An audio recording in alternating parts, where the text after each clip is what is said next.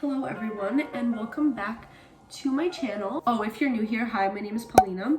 But as you can tell by the title of this video, today we are going to be talking about belly button piercings.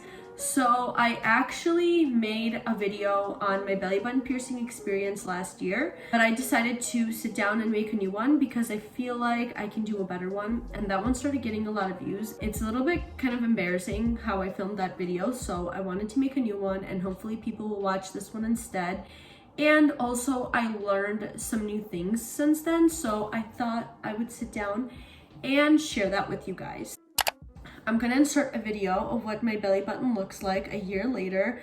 I have like a little cute heart-shaped belly button ring in right now. It's been a year and it still hasn't gotten infected, so I would say that we're doing pretty good with that. Okay, so I'll just start off with my experience. So I got my belly button pierced at this tattoo place that I saw my friend Karina getting hers done at, and that kind of like persuaded me to get mine done. I got it done last year during the summer, I believe. So it's been a while, and pretty much I went in, the guy was talking to me to like distract me. I was really scared, and what they do is they place this like little clamp on your belly button with like a little circle in the middle, and then they stick the needle through.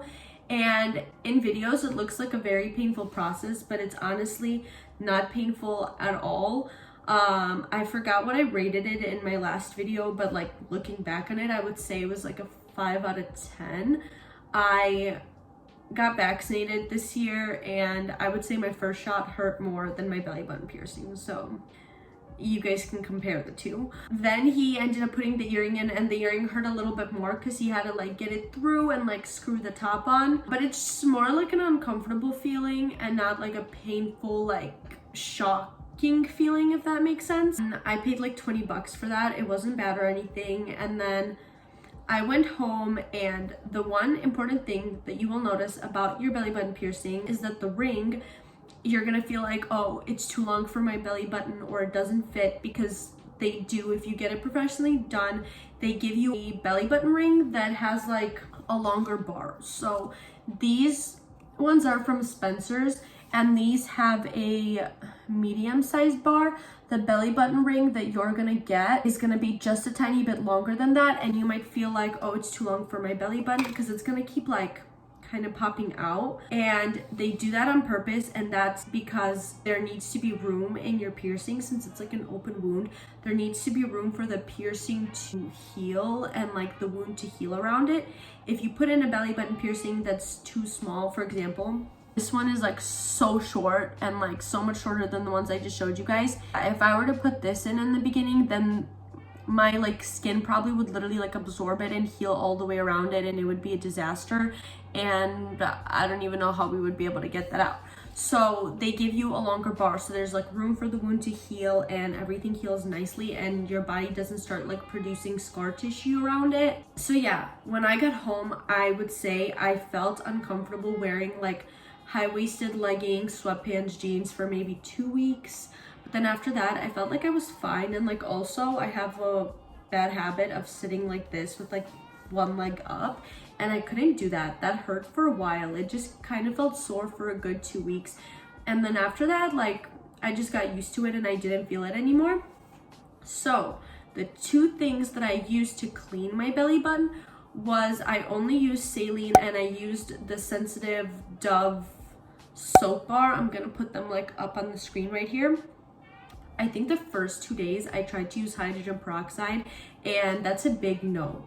Do not use hydrogen peroxide on your belly button piercing, and no rubbing alcohol. The only thing that you should be using rubbing alcohol for is when you're switching out your piercing. You're gonna wanna like disinfect your piercings and rubbing alcohol and like place them in a little bowl and soak them so they get disinfected, but you should never be placing it on your actual belly button piercing, because it's way too drying, and so is hydrogen peroxide. They're like way too harsh and drying, especially when your belly button is healing, and it's honestly just gonna dry it out, make it itchy, make you more prone to infections, and just like make the healing process so much worse. So I would 100% recommend for everybody to stay away from those. The only thing that you really need is saline and a good, I mean, I personally am always gonna recommend the Sensitive Dove soap bar, but I mean there are other ones that are pretty much the same thing. But I like that one because it's not scented, it's super gentle, it doesn't even foam up a lot, it's not harsh, it doesn't dry anything out.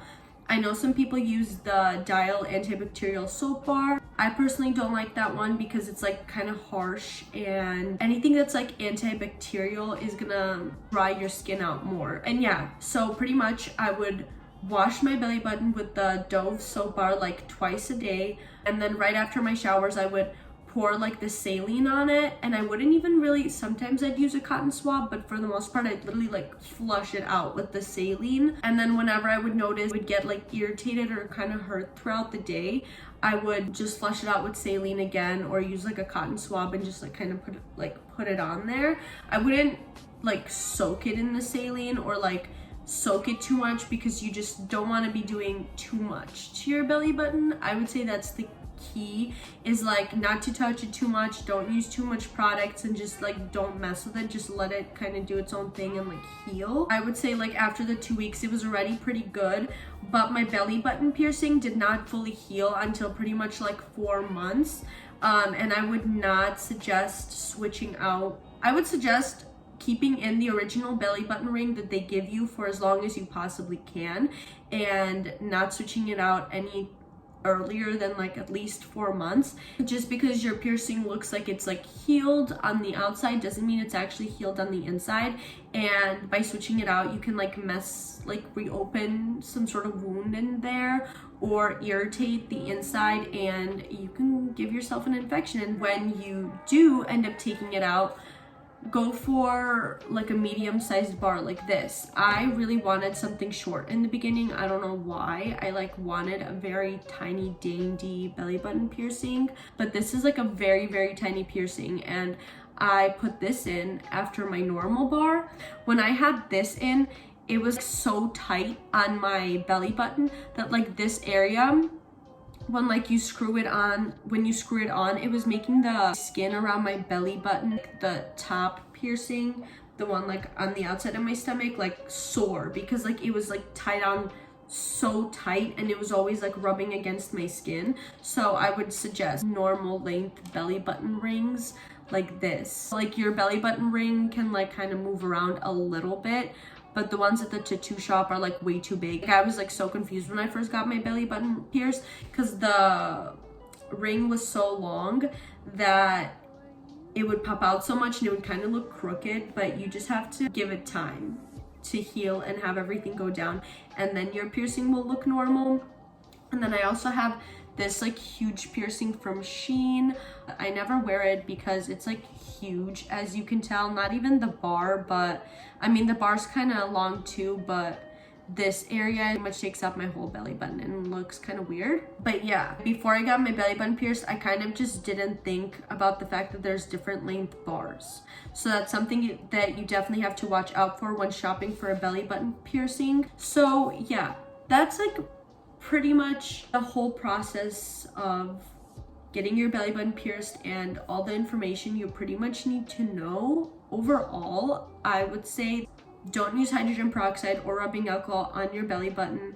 Use a saline solution, and make sure the saline solution doesn't have any additives in it. So saline is pretty much like salt water, and make sure it doesn't have additives in it like lidocaine or anything like that. And then a gentle soap bar, and make sure you don't take out your belly button ring too early. Make sure that it doesn't hurt at all. Make sure there's like no stuff coming out of it anymore, and that's when you know like you can take it out. So that is pretty much it. That's all I wanted to cover in this video.